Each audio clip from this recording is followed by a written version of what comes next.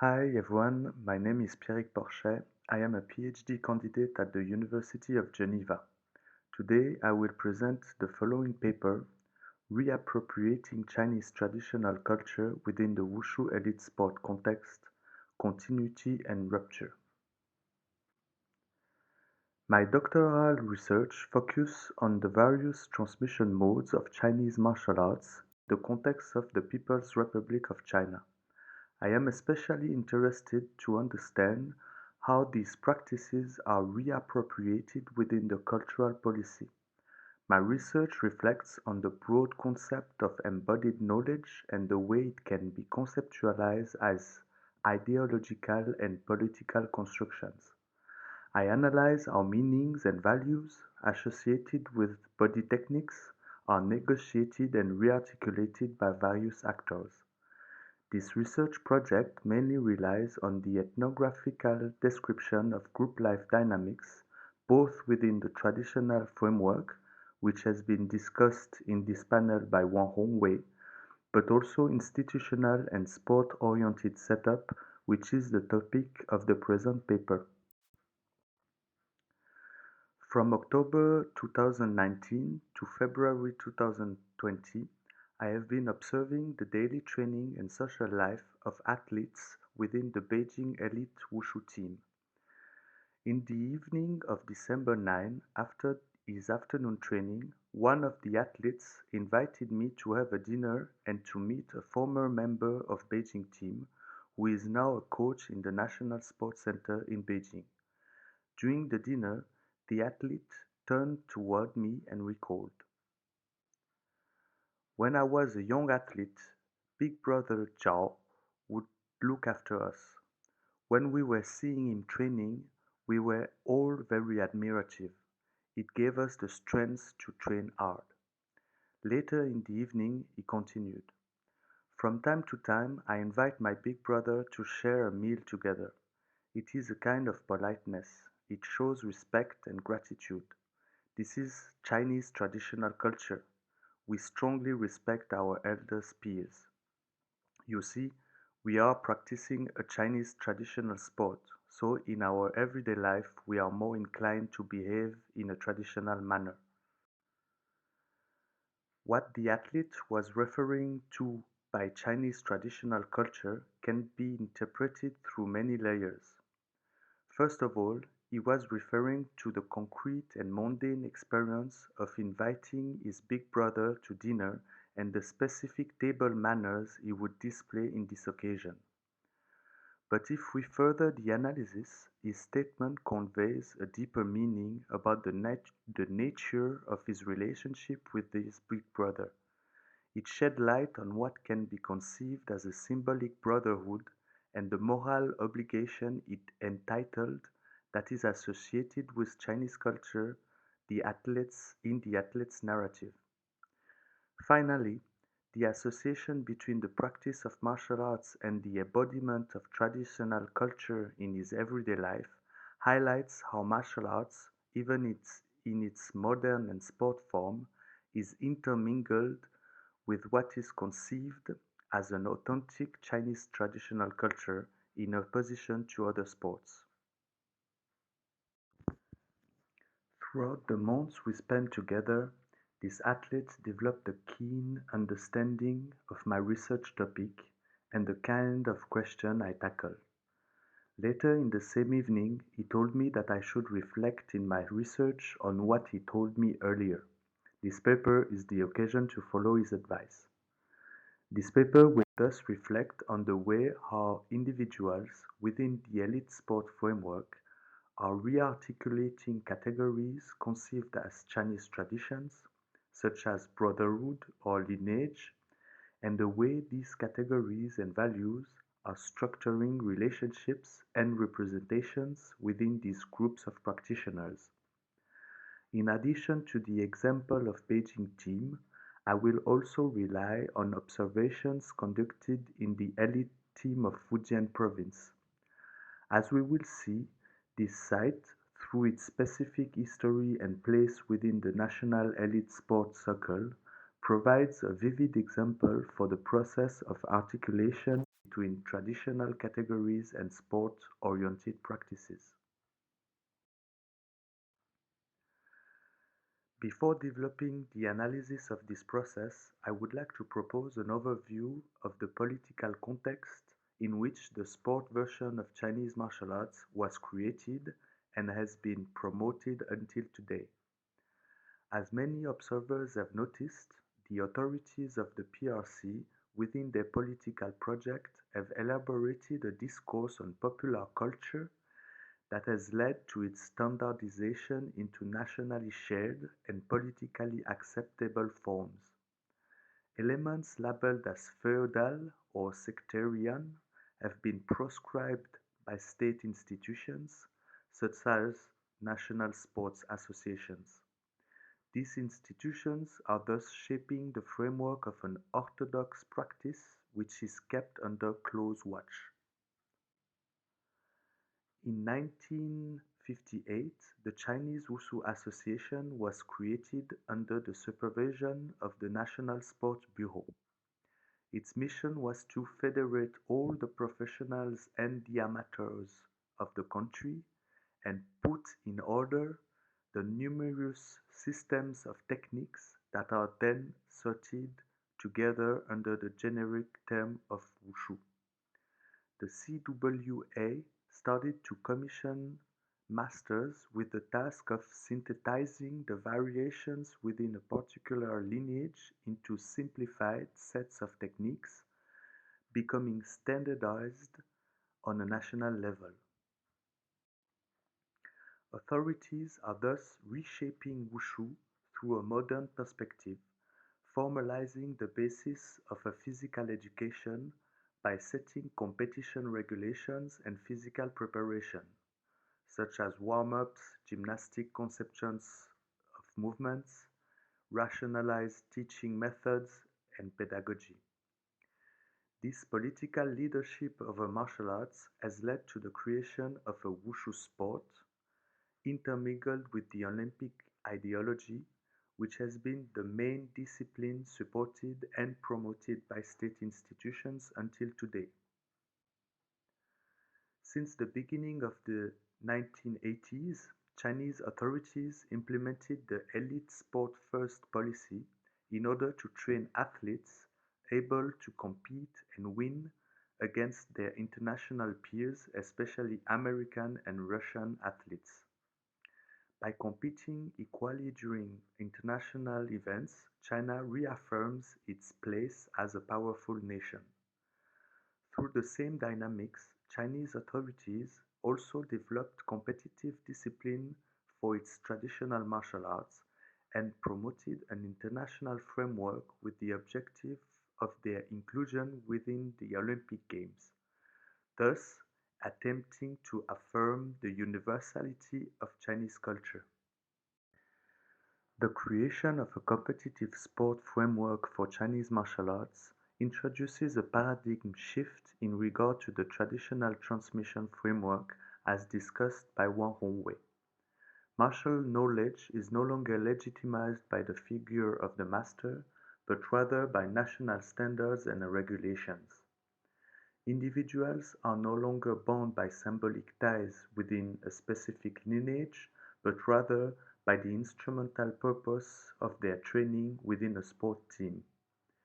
The emphasis is put on performance. As one athlete stresses, what defines our sport is the Olympic motto: faster, higher, stronger. We train to win medals. Meanings associated with the techniques also shifted. In the Taolu categories, emphasis is put on the aesthetic aspect of movements rather than the combat efficiency. In Sanda, on the contrary, it is the sole combat efficiency that is prioritized over the technical identity of one combat system. So the sport-oriented framework has been implemented with the general purpose of introducing national and rational standards into martial arts while minimizing some of its traditional elements conceived as incompatible with the party's orthodoxy. One might ask then, how these traditional elements could coexist with the new implemented sports practice. Let's further the analysis and examine precisely what kind of values are associated with traditional culture and conveyed in the sport teams. As we saw with the example of Bamanchuan discussed by Wang Hongwei, the traditional framework of Chinese martial arts emulates family ties where the master is acting as a symbolic father and the other disciples are brothers and sisters. Through my observation of the athletes' group dynamics, I came to interpret their relationship as structured through the same kind of bonds. First of all, the vocabulary used to refer to athletes is the same. 师弟, 师兄, 师妹, 师姐, that can be literally translated by brothers and sisters in teaching, as in brother-in-law, are often used to refer to other athletes in the same team, even those who already left the team. The word "dueyo", which literally means friend from the team, is sometimes also used, and it is a term used in the military. This brotherhood type of relations is also constructed through the social interactions between athletes. As the sociologists Arrington and Fine suggest, groups exist not only to get things done, but also to maintain themselves as social units. During the fieldwork in Beijing team, I observed that the cohesion among the group of athletes was not only created by the instrumental purpose of their training, but also by an affective culture where they will share a genuine sense of fraternity and mutual assistance. By developing a friendship beyond the sole sport training, individuals see their group as a desirable arena of action.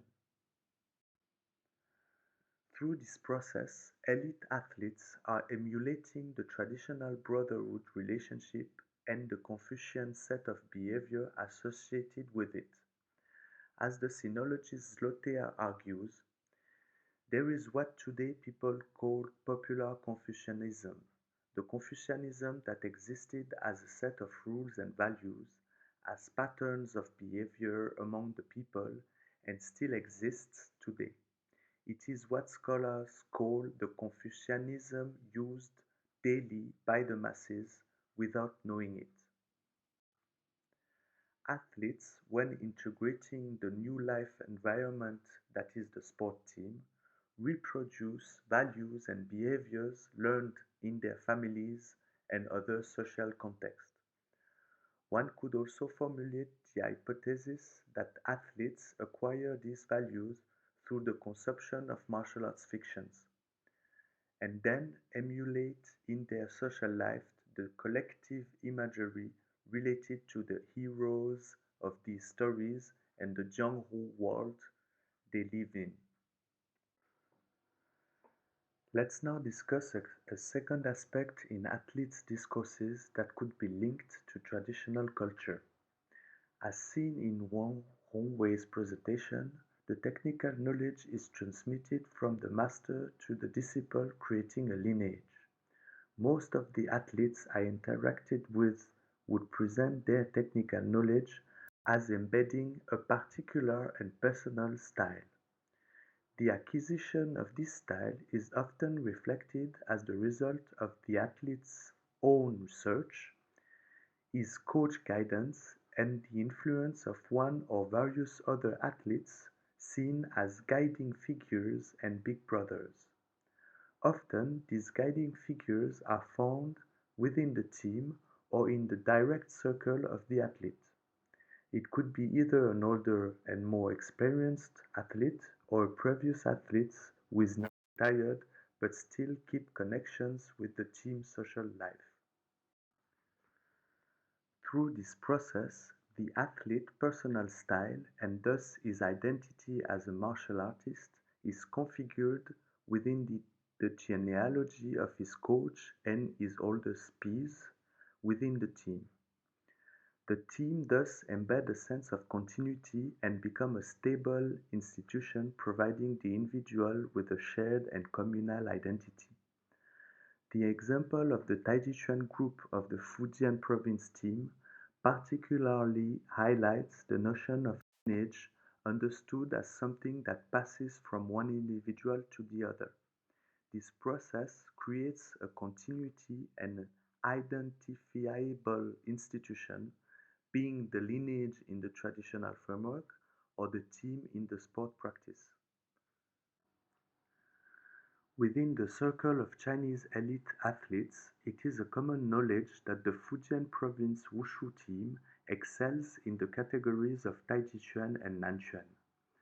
In the case of Taijiquan, two athletes, Chen Setan and Gao Jiamin, from the first generation after the creation of the team in the late 70s, were very successful athletes and became prominent institutional figures after their career.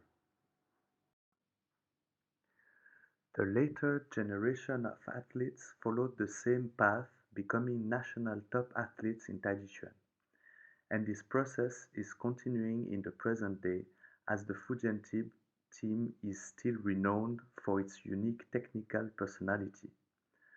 When asked about Chen Setan and Gao Jiamin, a former athlete who was active in the late 90s recalls, "We could not recognize them as our mentors. In the beginning, they were our coach, so of course they transmitted to us their specific styles. When they started their international career, new coaches and other members will continuously mention them. Moreover, previous athletes, even though not officially hired as coaches, would regularly come back in the team and provide teaching. These athletes all keep an informal relationship and friendship outside the training hall. According to my interpretation, beyond the brotherhood relations, the framework of transmission of the technical knowledge is also building a sense of belonging, which is very similar with the one encountered in the traditional lineages. Individuals identify themselves to the previous athletes and in regard to their belonging to the team. In this case, however, the setup is different. Instead of a ritual initiation that bonds the individuals within a symbolic family, it is the institution of the elite sport team that structures the relationships. To conclude, the sportization of Chinese martial arts is the result of the political leadership of a popular culture led by the PRC authorities since the 1950s. This process led to a shift from the traditional culture, which is embedded in practices transmitted within the population. However, some of its elements can still be traced back in today's elite sport team social life. The political landscape of the PRC has greatly varied throughout the second half of the 20th century. So has the attitudes of the authorities toward traditional culture. After the Cultural Revolution, during which all traditional elements were categorized as feudal, the 80s onward has seen a revival of old customs and modes of sociability. This process is even accelerating through the promotion of the intangible cultural heritage, where practices become cultural goods that embed the spirit of the Chinese nation. That's all for me. I thank you for your time and I hope to see you during the panel meeting in a few weeks.